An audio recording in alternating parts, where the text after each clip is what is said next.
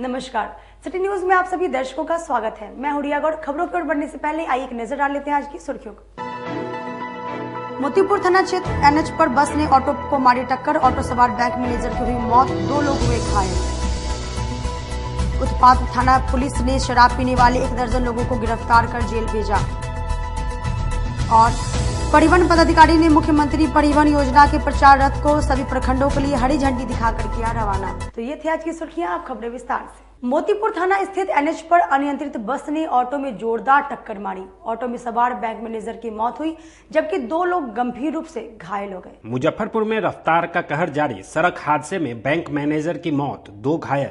घटना मोतीपुर थाना क्षेत्र का है, जहां बुधवार की सुबह वैशाली जिले के बासोकुंड के रहने वाले 36 वर्षीय रामू पासवान, जो गोबरसही स्थित कैनरा बैंक में ब्रांच मैनेजर है, वह बैंक के काम से साहेबगंज ब्रांच में अपने अन्य 2 सहयोगी ब्रांच के बैंक मैनेजर सुरेंद्र कुमार और सोनेलाल धनराज के साथ ऑटो से जा रहे थे।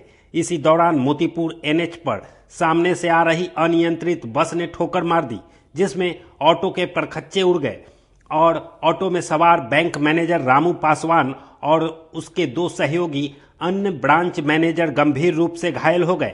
घटना की सूचना मिलते ही आनन फानन में पहुंची मोतीपुर पुलिस ने सभी घायलों को इलाज के लिए भेजा, जहां डॉक्टर ने बैंक मैनेजर रामू पासवान को मृत घोषित कर दिया। वहीं रामू पासवान के अन्य 2 सहयोगी ब्रांच मैनेजर सुरेंद्र कुमार और सोनेलाल धनराज डॉक्टर ने गंभीर हालत में पटना रेफर कर दिया। मृतक के भाई संजू पासवान ने बताया कि आज सुबह 7 बजे घर से निकले, जिसके बाद हम लोगों को सूचना मिली कि मोतीपुर में बस ने ऑटो को ठोकर मार दी है, जिसमें उनकी मौत हो गई है। वो सुबेरे 6:30-7 बजे घर से निकले। आज इतना जल्दीबाजी में थे कि नाश्ता भी नहीं कर पाए। उनकी वाइफ बोलती रह गई है कि हाँ नाश्ता बना दिए, नाश्ता कर लीजिए। तो बोले कि हमको मोतीपुर के लिए जाना है, बैंक का साथ वेरिफिकेशन की क्या होता है इन लोग का रिव्यू, उसके लिए जा रहे थे ये। तो सुबह 7 बजे निकले हैं। निकलने के बाद में 7:15 में हम उनको फ़ोन किए हैं, तो वो ऑन द हाईवे थे, गाड़ी में थे। तो मेरी बात हुई है, तो बोले कि भैया आप 4 व्हीलर से निकल जाइएगा, आपके लिए हम गाड़ी छोड़ दिए। और वो हुआ है कि जैसे ही मोतीपुर पहुँचे हैं, तो पता चला है कि वहाँ पे बस वाले ने टेम्पू को मार दिया। टेम्पू से जा रहे थे लोग। इसमें 3 स्टाफ थे और एक ड्राइवर था। ड्राइवर का तो नहीं पता चला है कि क्या उसका गाड़ी है कि क्या है, लेकिन ये तीनों में से ये इनका स्पॉट डेथ हो गया, क्योंकि इनका ब्रेन हेमरेज हो गया है, माथा में चोट लगा है। क्या नाम था भाई का? रामू पासवान नाम था इनका। क्या उम्र थी उनकी? उनकी उम्र वही 36 साल की करीब में थी। कहाँ पर कार्यरत थे वो? ये गोबरसही आरओ ऑफिस में थे। जी। कौन सा यानी विभाग? आरओ ऑफिस में थे, केनरा बैंक जी। बाकी 2 लोग और लोग घायल हो गए।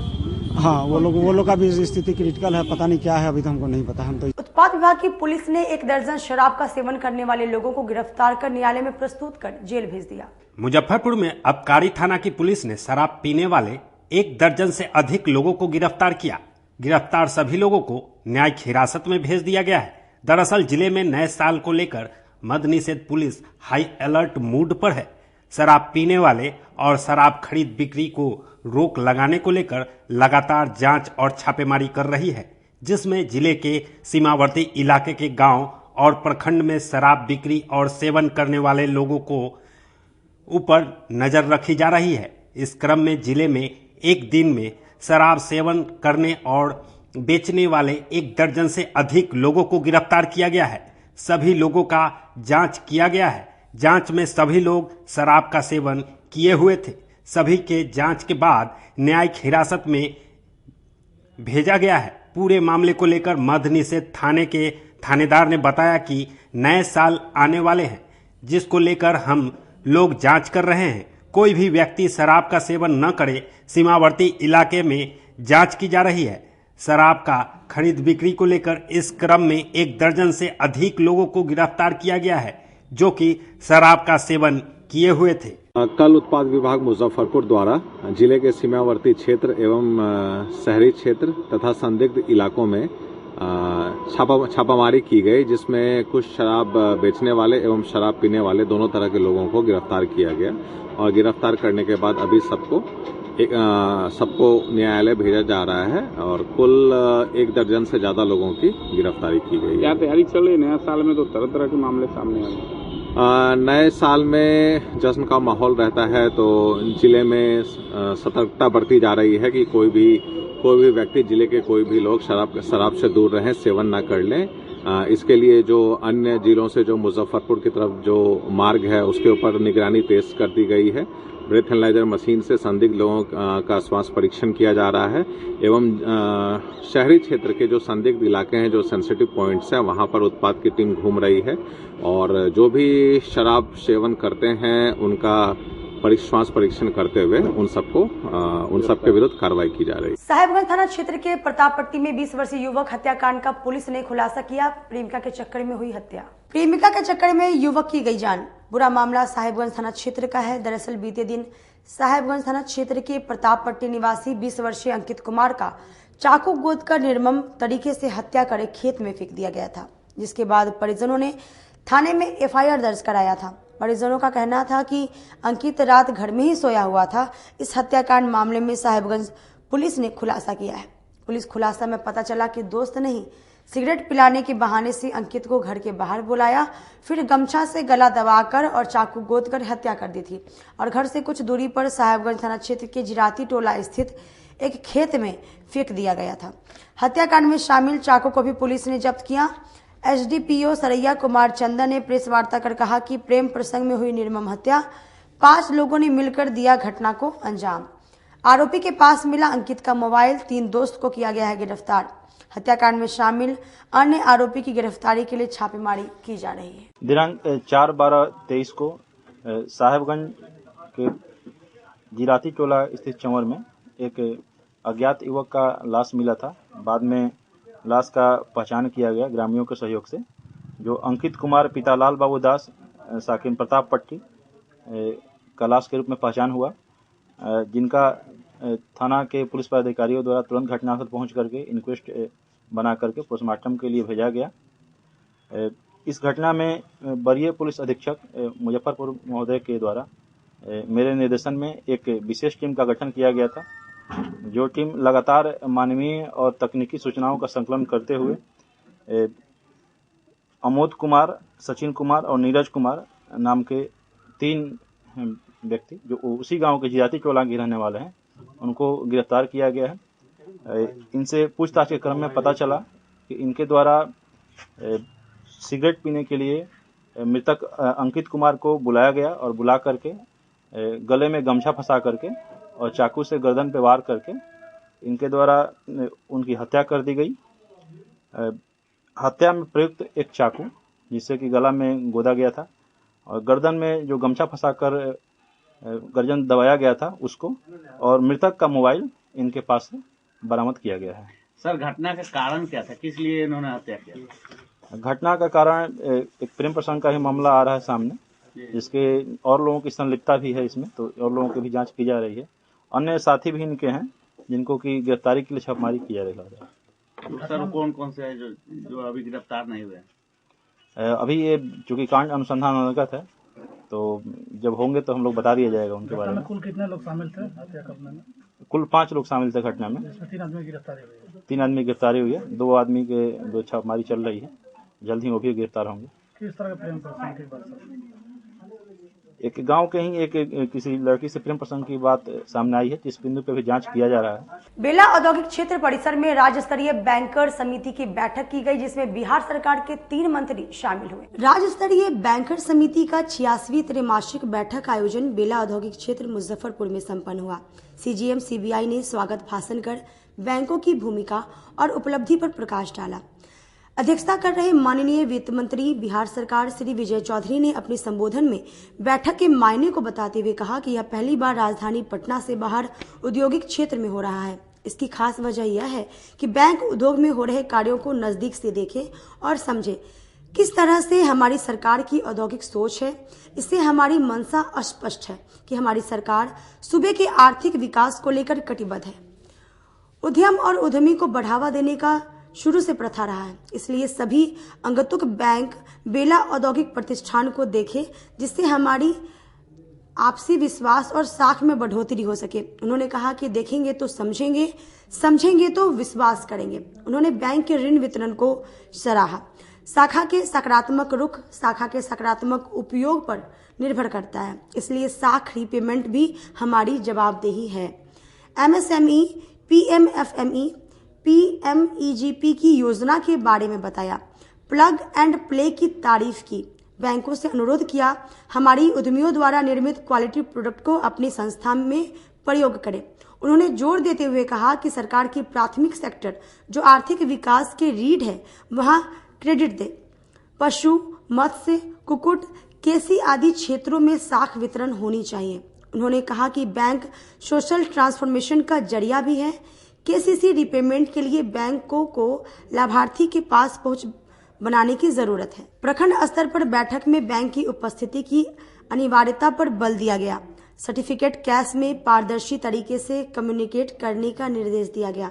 साख प्राप्ति के लिए आवश्यक कागजात का चेकलिस्ट बनाकर प्रदर्शित करने का भी निर्देश दिया गया ताकि ऋण प्राप्ति में लाभार्थी को बार बार दौड़ना न पड़े। CD रेशियो में bank of India, Indian bank, PNB, UCO bank का 45% में कम है, जिनका अलग से समीक्षा का निर्देश दिया गया। सरकार के प्राथमिकता सूची के कार्यों में एक्सिस बैंक की न्यूनतम भागीदारी पर नाराजगी व्यक्त की गई। उन्होंने समन्वय और इच्छा शक्ति के मिलकर काम करने का अपील किया।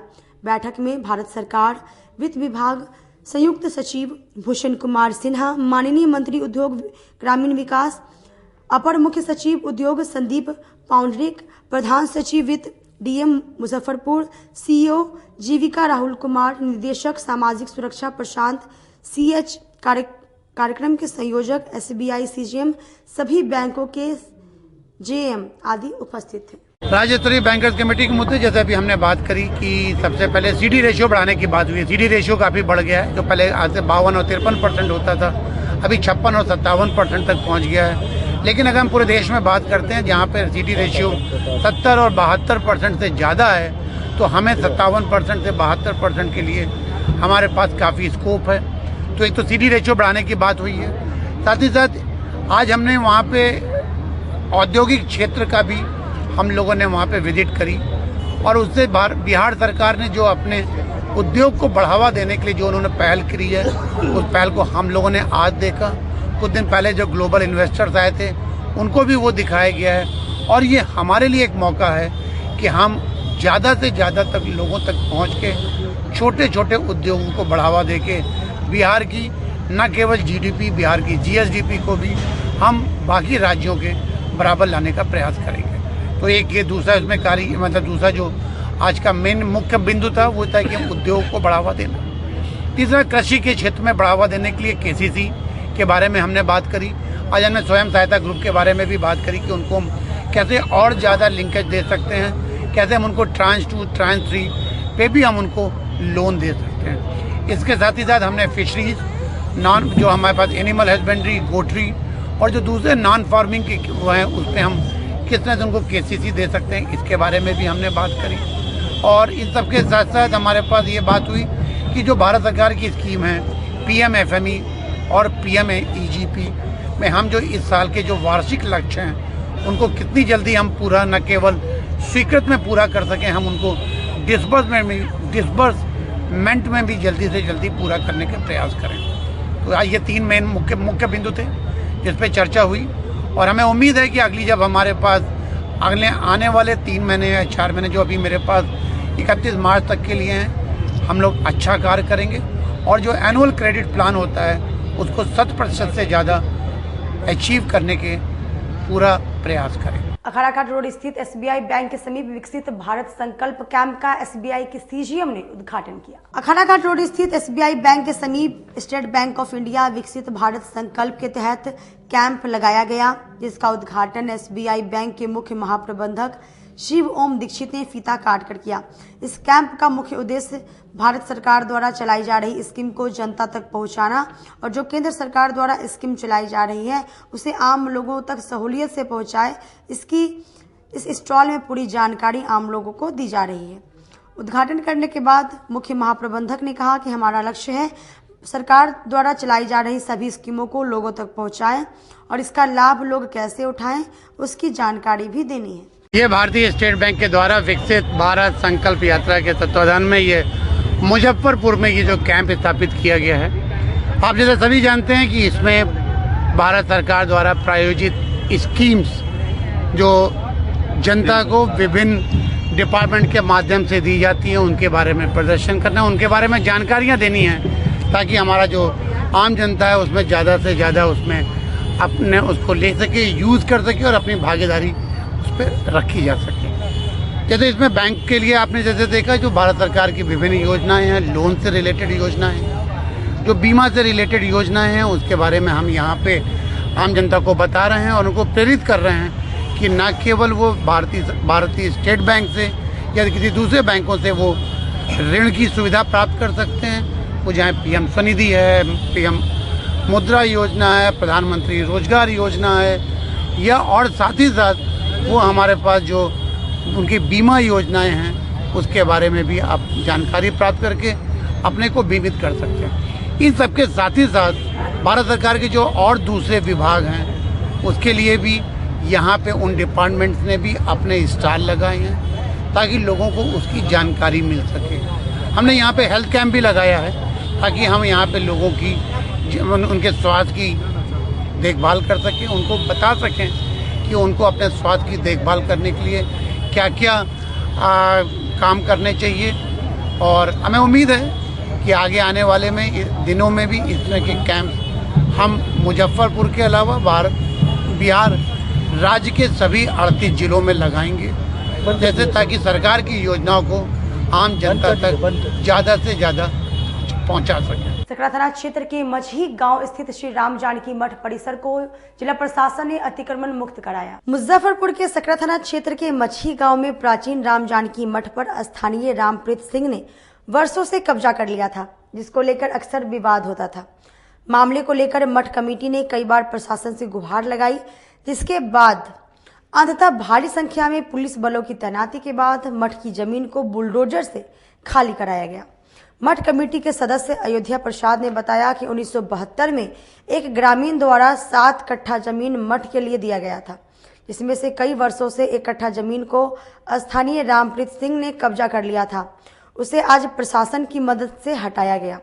वहीं सकरा के CEO संजय महतो ने बताया कि कई वर्षों से शिकायत आ रही थी। जांच में जमीन मठ में निकला। इसके बाद सुरक्षा की दृष्टि से पुलिस बलों की तैनाती के बाद अतिक्रमण खाली कराया गया। देखिए, मठ का ज़मीन जो है ना 7 कट्ठा मठ में ठगन दास के द्वारा 1972 में दिया गया था, जब से वास्तव में मठ का ही ज़मीन था। लेकिन इधर आकर के रामप्रीत जी ने 1 कट्ठा ज़मीन पूर्व से अपना दखल कर दिया था। तो उस अतिक्रमण के लिए हमारे जो मठ के अध्यक्ष सुरेश शाह जी ने अप्लाई किया था कि भाई ये ज़मीन खाली होना चाहिए। आज वो दिन आ गया है कि CEO साहब आकर के और बुलडोजर लगा करके और उसको खाली करवा दिए हैं। यहाँ की जनता बहुत ही खुश है और प्रशासन जो आज काम दिखाया है उसके लिए भी हम लोग संतुष्ट हैं। शांतिपूर्वक हुआ है। मेरा नाम अयोध्या प्रसाद, ग्राम पंचायत मछही का निवासी हूँ। फिलहाल जो है ना हम जनता की सेवा में 34 साल से यहाँ रिटायर होने के बाद हम सर्विस दे रहे हैं। देखिए, मामला लगभग 2 सालों से लंबित आ रहा था। मठ की जमीन थी, कई बार नौपी हम लोग करवा दिए थे। उसके बाद जो भूस्वामी अवैध रूप से दखल कब्जा किए हुए थे उन लोगों को नोटिस भी किए थे कि स्वेच्छा से खाली करा दे, अन्यथा पुलिस बल के सहयोग से खाली करा दिया जाएगा। लगभग 1 साल तक था, वो नहीं खाली कराए। तो आज अनुमंडल पदाधिकारी के द्वारा तिथि निर्धारित करते हुए पुलिस बल और मजिस्ट्रेट की तैनाती हुई थी, जिसके क्रम में आज जो है हम लोग मठ की भूमि को अवैध दखल कब्जा से मुक्त करा करके दखल कब्जा सौंप दिए हैं। भारी संख्या में पुलिस बलों की तैनाती की गई थी, क्या कुछ स्थिति? चूंकि अतिक्रमण रहता है, अवैध कब्जा रहता है, तो संभावना रहती है कुछ अप्रिय घटना का। इसी के एहतियात रूप में पुलिस बल और दंडाधिकारी के तैनाती की गई थी। शांतिपूर्ण तरीके से हो गई? हाँ, शांतिपूर्ण तरीके से। वर्षों से यहाँ पे लग रहा था कि ये अवैध कब्जा? हम तो लगभग 2 साल जान रहे थे, जहाँ की यहाँ जानकारी मिली थी कि लगभग 10-12 सालों से ये समस्या आ रही थी। स्मार्ट मीटर में डिफरमेंट चार्ज काटे जाने से गुस्साए लोगों ने तिलक मैदान स्थित बिजली ऑफिस में हंगामा किया। स्मार्ट मीटर स्मार्ट शहर मुजफ्फरपुर के लोगों के लिए सर दर्द बन गया है। बिजली कट जाने के डर से लोगों ने अपने पुराने पोस्टपेड मीटर को हटाकर स्मार्ट प्रीपेड मीटर को लगवा लिया, लेकिन उसका फंक्शन लोगों के लिए सर दर्द बन गया है। बिना कोई नोटिस कभी भी किसी भी उपभोक्ता को डिफरमेंट राशि बताकर उसके अकाउंट से पैसे काट लिए जाते हैं। जब उसकी शिकायत करने उपभोक्ता कार्यालय पहुंचते हैं तो उन्हें कहा जाता है कि अपनी मीटर की जांच कर ले और मीटर जांच के नाम पर 500 रुपये फीस मांग दी जाती है, जिससे आम लोग चाह कर भी कुछ नहीं कर पाते और मजबूरन बिजली कंपनी को डिफरमेंट राशि की भुगतान कर देते हैं। बुधवार को भी कुछ उपभोक्ताओं के अकाउंट से जब डिफरमेंट राशि काटी गई तो वे लोग तिलक मैदान बिजली कार्यालय पहुंचकर जमकर हंगामा किए। इस दौरान अधिकारी उपभोक्ता से बचते फिरते दिखे। जिन लोगों की राशि काटी गई वे लोग काफी आक्रोशित दिखे। आइए सुनते हैं कि डिफरमेंट राशि को लेकर वह लोग क्या कुछ कह रहे हैं। प्रॉब्लम यही है कि हम लोग कमाने खाने वाला आदमी महीना में एक बार लास्ट में भी चार्ज दिया जाता है 1200 रुपया 1500 रुपया, उसके बाद भी फिर 10 दिन के बाद माइनस में 1200 रुपया हो गया। अधिकारी के पास जाते तो अधिकारी लंच करने चल गए, उसके बाद पुलिस का धांधली है कि आप घर वहां से बाहर निकलिए तो आदमी जाएगा कहाँ? गरीब आदमी को कहाँ तक लोग सताएंगे? आज यहाँ पे नगर विधायक वीरेंद्र चौधरी जो है कल जाके कहते हैं कि हम जो है गरीबों का सहायता करेंगे, ये करेंगे। यहाँ आदमी मर रहा है भूखे, हाथ पैर टूटा हुआ है, लाचार है। डेली उठिए, सुबह लाइट बिल चेक कीजिए, डेली माइनस में पैसा भरते रहिए। हम लोग कब तक गवर्नमेंट को पैसा भरेंगे और कब तक धांधली चलते रहेगा?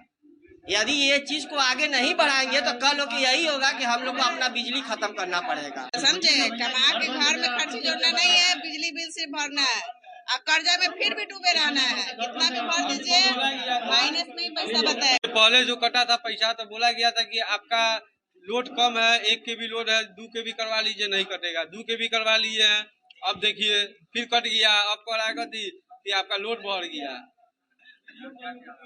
अभी बोले मैडम बोली है कि मीटर चेक करवाइए। जब मीटर चेक करवाने के लिए कह रहा है तो कह रहा है कि 500 रुपया जमा कीजिए तब मीटर चेक होगा। जिला परिवहन कार्यालय परिसर में मुख्यमंत्री परिवहन योजना के प्रचार रथ को डीडीओ ने सभी प्रखंडों के लिए हरी झंडी दिखाकर रवाना किया। जिला परिवहन विभाग से मुख्यमंत्री परिवहन योजना को आम लोगों तक पहुँचाने के लिए जिला परिवहन अधिकारी ने प्रचार रथ को सभी प्रखंडों के लिए हरी झंडी दिखाकर रवाना किया।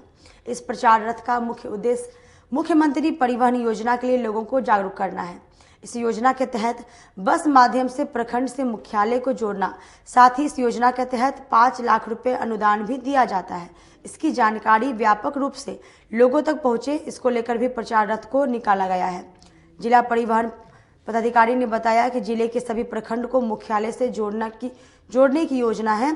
साथ ही जो अभ्यर्थी इस योजना को लेने के लिए इच्छुक हैं, उन्होंने ऑनलाइन आवेदन देना शुरू भी कर दिया है, जिसमें 5 लाख रुपए तक की अनुदान राशि भी दी जा रही है। मुख्यमंत्री प्रखंड परिवहन योजना के तहत जो है ये प्रचार रथ निकला है, जो कि विभिन्न प्रखंडों में होकर के जागरूकता अभियान के तहत लोगों को जागरूक करेगा कि ये जो है बस प्रखंड से मुख्यालय जोड़ने के लिए चलाई जाएगी। इसमें सरकार द्वारा 5 लाख का अनुदान दिया जा रहा है। जो भी इच्छित लाभुक हैं आकर के अपना आवेदन ऑनलाइन कर सकते हैं और उसके जो है 5 लाख का सब्सिडी मिलेगा। वक्त हो चला छोटी सी ब्रेक का, लेते हैं एक छोटा सा ब्रेक। तब तक आप बने रहिए हमारे साथ, देखते रहिए सिटी न्यूज मुजफ्फरपुर। मुजफ्फरपुर जिले की शान बन चुकी बाबा लहठी अब लोगों की जरूरत बन चुकी है। अत्याधुनिक रेंज और भरोसे को समेटे हुए लोगों के लिए नई नई डिजाइनर लहठी बाजार में उतारते रहते हैं। ऐश्वर्या राय बच्चन, सचिन तेंदुलकर की पत्नी से लेकर न जाने कितने सारी नामी हस्तियां इस लहठी के दीवाने हो चुके हैं। लोगों के साथ ने ही बाबा लहठी की पहचान देश से लेकर विदेश तक बनाई है। ऐसा साथ बनाए रखने के लिए आप लोगों का तहे दिल से धन्यवाद। अपने सपनों की आशिया को दे एक नई पहचान माँ भवानी डेकोर प्राइवेट लिमिटेड के साथ, जो है authorised distributor of Kajaria.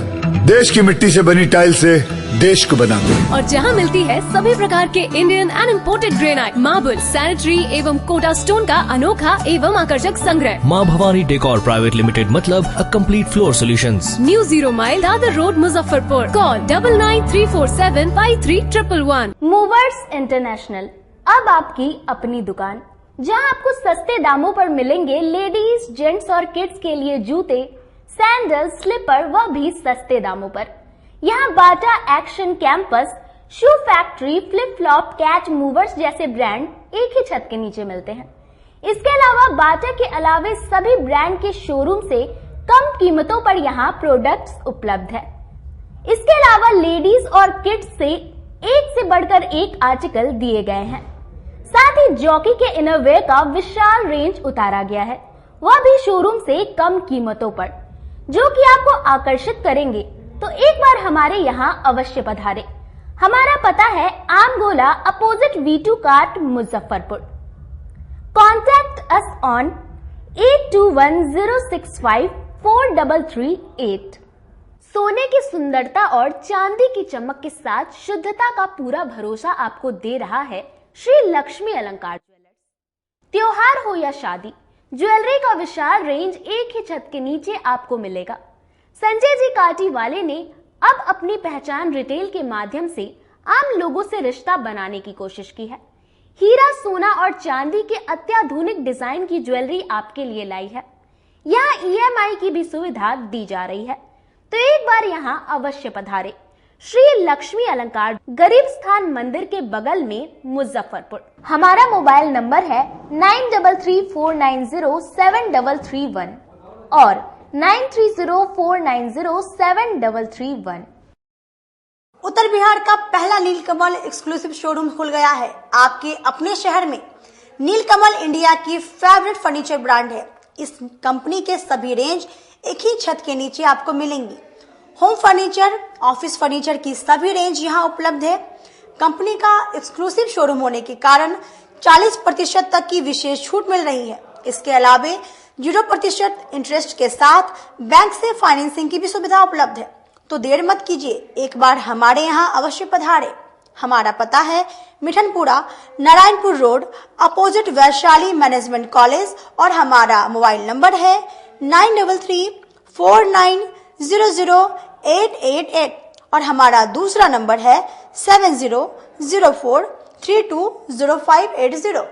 You associate नीलकमल का फर्नीचर शोरूम नारायणपुर से हट करके मिठनपुरा चौक के समीप क्लब रोड में हम लोगों ने अभी स्थापित किया है, जहां आपको होम फर्नीचर के, ऑफिस फर्नीचर के विस्तृत रेंज देखने को भव्य रूप से मिलेंगे। और हमारे पास मैट्रेस की भी एक बहुत अच्छी रेंज उपलब्ध है और साथ ही साथ हमारा लगन का भी काफी भारी डिस्काउंट ऑफर चल रहा है, जिसमें 40% तक की छूट दी जा रही है।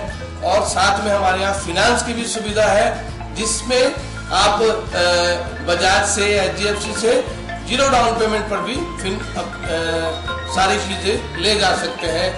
तो आप लोगों से निवेदन है कि एक बार आकर के हमें सेवा का मौका। ब्रेक के बाद एक बार फिर से आप सभी का स्वागत है। बढ़ते हैं अगली खबरों की ओर। एक प्रयास मंच के कार्यालय में संत गाडगे जी महाराज की 67वीं पुण्यतिथि पर श्रद्धांजलि सभा का आयोजन किया गया। एक प्रयास मंच के द्वारा पुरानी गुदरी भलखाना रोड स्थित एक प्रयास मंच कार्यालय में सामाजिक शिक्षक व समाज सुधारक, भारत के महान विभूति संत गाडगे जी महाराज की 67वीं पुण्यतिथि कार्यक्रम का आयोजन किया गया।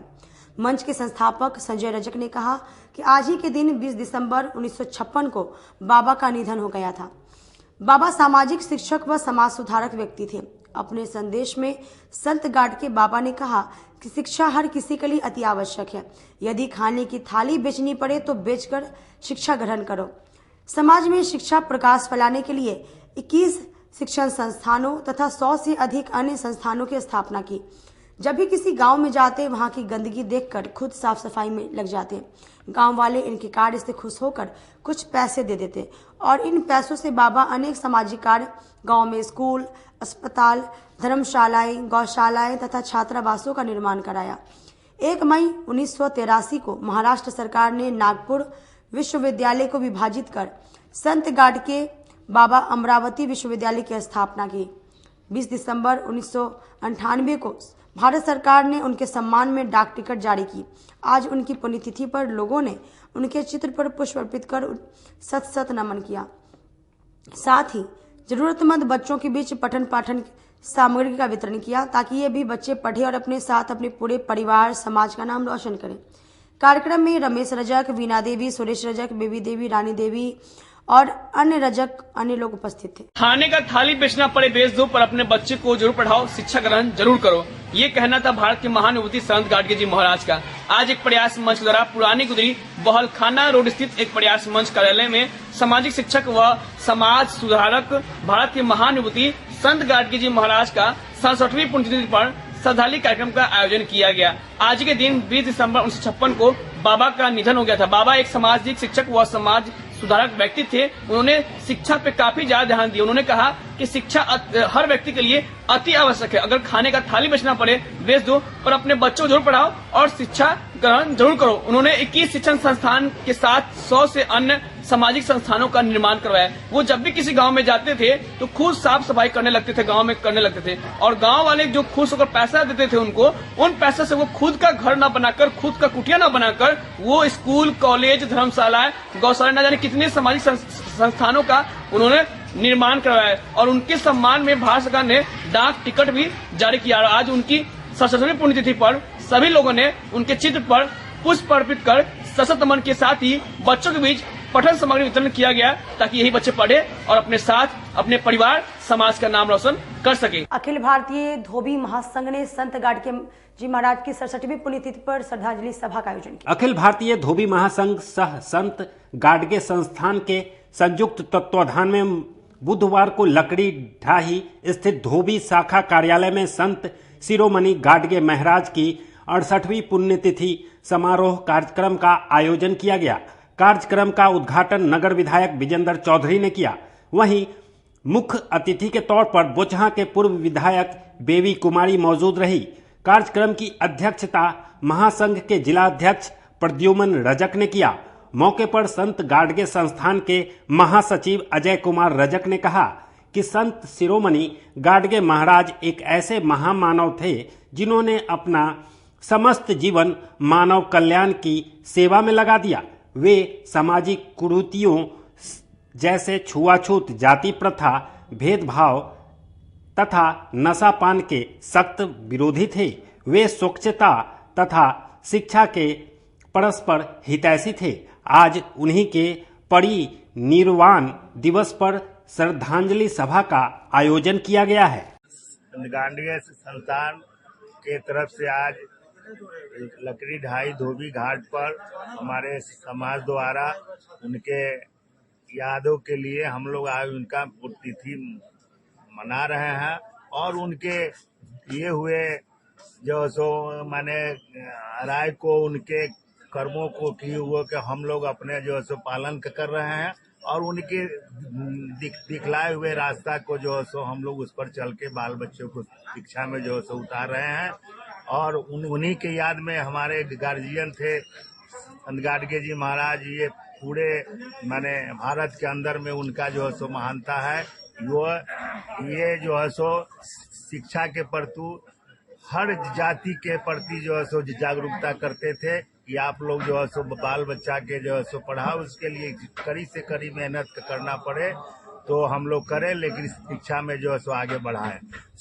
एकता अभियान के तहत वो कभी गांव-गांव में जाके रुझान करते थे, गरीबों के बच्चों को अपने हित के लिए जो सो समझाते थे, बुझाते थे और जो सो सारे महासंघ सह संयुक्त संत गाडगे संस्थान के संयुक्त तत्वाधान में लकड़ी ढाई धोबी घाट शाखा कार्यालय में संत शिरोमणि गाडगे जी महाराज की 68वीं पुण्यतिथि आयोजित की जा रही है। आज इस पुण्यतिथि कार्यक्रम की अध्यक्षता हमारे महासंघ के जिला अध्यक्ष प्रद्युमन रजक जी करेंगे। आज के हमारे कार्यक्रम के उद्घाटनकर्ता माननीय नगर विधायक श्री विजेंद्र चौधरी जी हैं। मुख्य अतिथि पूर्व विधायक श्रीमती बेबी कुमारी हैं और विशिष्ट अतिथि हमारे संगठन के तिरहुत प्रमंडल प्रभारी श्री टुनटुन बैठा जी हैं। आज आज ही के दिन संत गाडगे बाबा का महापरिनिर्वाण हुआ था। संत गाडगे का जन्म महाराष्ट्र के अमरावती जिले के सेन गांव में हुआ था। बालकाल से ही वो उनका ईश्वर के प्रति रुझान था। युवा अवस्था में जब वे पहुंचे तो भजन कीर्तन करके उत्तर बिहार ग्रामीण बैंक रिटायरीज यूनियन के सदस्यों ने प्रधान कार्यालय में धरना प्रदर्शन किया। ज्वाइंट फोरम ऑफ उत्तर बिहार ग्रामीण बैंक रिटायरीज यूनियन के आह्वान पर उत्तर बिहार ग्रामीण बैंक के सेवानिवृत्त स्टाफ बुधवार को कलमबाग चौक स्थित प्रधान कार्यालय में अपनी मांगों के समर्थन में विशाल धरना प्रदर्शन किया।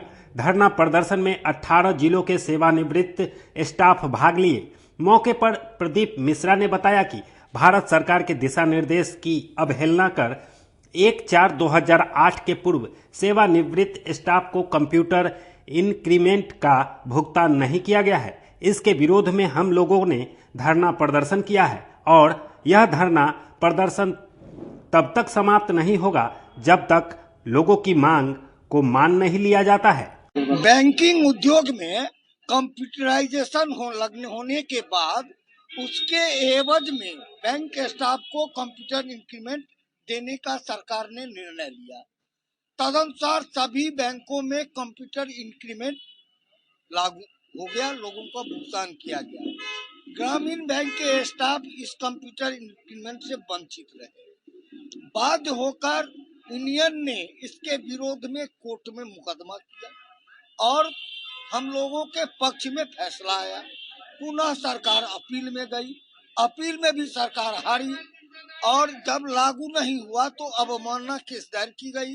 अवमानना केस दायर होने के बाद सरकार आनन फानन में कंप्यूटर इंक्रीमेंट लागू करने का निर्देश जारी कर दिया। इसके बाद नाबार्ड ने भी उसके परिप्रेक्ष्य में सर्कुलर निर्गत कर दिया। पुनः थोड़ा कंट्रोवर्शियल सर्कुलर नाबार्ड के द्वारा निकाला गया, जिसका विरोध हुआ और बाद में उसने अपने उस सर्कुलर को वापस ले लिया। इसके अनुसार 1991 में जो स्टाफ थे या उससे पहले 1993 1/11/93 या उससे पूर्व के जो भी स्टाफ थे उनको कंप्यूटर इंक्रीमेंट देना था।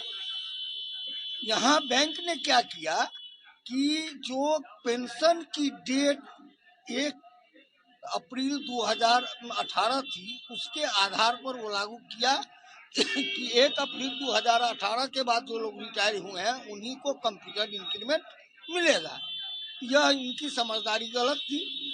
आज बिहार में 2 ग्रामीण बैंक है, दक्षिण बिहार ग्रामीण बैंक है, उत्तर बिहार ग्रामीण बैंक। दक्षिण बिहार ग्रामीण बैंक कंप्यूटर इंक्रीमेंट सभी स्टाफ को लागू कर दिया। पहले पति को छोड़कर प्रेमी के साथ शादी की और प्रेमी ने जब उसे धोखा दिया तो न्याय के लिए आईजी के कार्यालय पहुंची। पहले पति को छोड़ा, प्रेमी से की शादी, फिर प्रेमी ने दिया धोखा। न्याय की गुहार लगाने आईजी कार्यालय पहुंची पीड़िता ने कहा महिला थाने ने नहीं लिया आवेदन। दरअसल बुधवार को सिवाई पट्टी थाना क्षेत्र के आंचल कुमारी ने अपने दूसरे पति के खिलाफ महिला थाना में आवेदन देने पहुंची। पीड़िता आंचल कुमारी का कहना है कि मैंने पहले अपने पति को छोड़ इसी साल गांव के ही गुड्डू कुमार जो सिवाई पट्टी थाना क्षेत्र के शीतल पट्टी का है उससे प्रेम प्रसंग में कोर्ट मैरिज शादी की हूं। मेरे पति गुड्डू कुमार, उसके परिवार वाले सभी मिलकर लगातार गाली गलौज और मारपीट करते हैं। अब दहेज की मांग की जा रही है। प्रेम विवाह होने के कारण मायके वाले भी हमसे रिश्ता तोड़ दिए हैं। पीड़िता महिला ने कहा कि कई दिनों से महिला थाना का चक्कर लगाने के बाद आज आईजी कार्यालय में पहुंची हूं। एक वजह से मेरे घर के लोग मुझे सपोर्ट नहीं किया जा रहा था। उसके बाद मैं जब मेरे दूसरी शादी है लव मैरिज, पहली शादी जो मेरा टूट गया था उसके बाद 4 साल के बाद मैं गुड्डू कुमार से बातचीत करने लगी। उसके बाद मैं शादी की उससे लव मैरिज, जाके कोर्ट में शादी करने के बाद ये 2 महीना मुझे सही से रखा और उसके बाद जब जान गया कि डिलीवरी है इसके, तब से घर लेके आया। तो घर पे आने के बाद ये डासा उसा करने लगा, बोला कि 5 लाख रुपया लेके आएगी तो मेरे घर रहेगी, और नहीं लेके आएगी तो मेरे घर से निकल जाए। मारपीट के घर में निकाल दिया जाता था। तभी भी हम 2-3-4 महीने कभी भी कष्ट करके घर में रहते थे, जैसे भी मारते पीटते जैसे करते वैसे भी हम राहत लेते थे। तो वो ये 16 तारीख को मुझे बहुत मारा, इतना मारा कि मुझे ऐसा कर दिया गया। मैं घर से बाहर निकल के मैं आई, अपनी फ्रेंड के घर पे रही। फ्रेंड के घर से तब महिला थाना आई, मुझे तबीयत खराब हो गया, मेरा इलाज चला। उसके बाद मैं महिला थाना पर आई। आकर मैं बोली मैम ने लिया कंप्लेन। फिर उसके बाद बोला कि नहीं कुछ हुआ। उसके बाद हम क्या करें, फिर दोबारा हमको बुलाया गया। मैम बुलाई, दोबारा भी मैं आए। दोबारा आने के बाद भी मेरे साथ नहीं हुआ कुछ। आज त्योहारा हम आए हैं, त्योहारा आने के बाद ये मारपीट मेरे साथ हुआ है जो मेरे साथ। पर गए तो क्या महिला थाना गए दोबारा? हाँ महिला थाना आज त्योहारा भी गए हैं महिला थाना। तो वो बोली कंप्लेन लेके आओ, जाओ तुम्हारा केस हो जाएगा, तुम जाओ। कुछ नहीं हुआ, हम कहाँ जाए, मेरे पास कुछ नहीं है। यहाँ है तो क्या हुआ जी करिए? यहाँ पे आए तो सर महिला थाना को फोन किए, वो बोले वहाँ भेज दिया जाए, हम वहाँ से कर लेंगे। क्या नाम हुआ आपका? आंचल कुमारी। किसके खिलाफ कंप्लेन किया, कौन कौन मारपीट किया? मेरे पति गुड्डू कुमार, मेरे ससुर पुलिस राय और मेरे सास गुनौरी देवी और मेरे चचेरे भैंसू संतोष कुमार, मेरी चचेरी ननद गोतनी कविता देवी और मेरी ननद। दूसरी शादी कब हुई थी आपकी? मेरी दूसरी शादी 2016 में हुई थी। मतलब पहली शादी मेरी अरेंज मैरिज थी, जो मेरे मम्मी पापा मुझे कर दिया गया था। वो लड़का बहुत पीता खाता था, उस कारण से मुझे इस करता था। मेरे घर वाले ने बोला छोड़ दो, मैं छोड़ दी। 2 साल उससे केस लड़ी, फिर उसके बाद में नहीं हुआ, मेरे पास उतना नहीं था, हम नहीं लड़ पाए, छोड़ दिए। उसके बाद में 2 साल, हाँ उसके बाद 4 साल बाद मैं कुछ नहीं की। मैं अपना जॉब करती थी, मेरे बच्चे था, एक लड़की उसको पालती थी। उसके बाद मुझे लव हुआ, उससे मैं बताई कि लव हुआ मुझे। उसके बाद मैं वहाँ पे गई तो वो शादी बोला कि हम करेंगे शादी, तुमको भी रखेंगे, तुम्हारे बच्चे को भी रखेंगे। इंटर का मतलब दूसरे कास्ट में, मैं दूसरे कास्ट में पंडित हूँ, वो यादव है। तो इस कारण से मेरे मम्मी पापा भी मुझे सपोर्ट नहीं कर रहे कि तुम अपना की हो तो तुम समझो, हम तुम्हारे लिए मैं कुछ नहीं हूँ। कहाँ घर हुआ आपका? मेरा घर शीतल पट्टी हुआ, थाना सिवाई पट्टी हुआ। प्रभारी को ही बताया गया है, ये महिला आंचल कुमारी है, अभी मिलने के लिए आई थी। इनका कुछ पारिवारिक मामला है तो आवश्यक कार्रवाई के लिए थाना प्रभारी को, महिला थाना प्रभारी को कहा गया है। आज के लिए बस इतना ही। कल फिर मिलेंगे कुछ नई खबरों के साथ। तब तक मुझे और मेरी पूरी न्यूज़ टीम को दीजिए इजाजत। नमस्कार।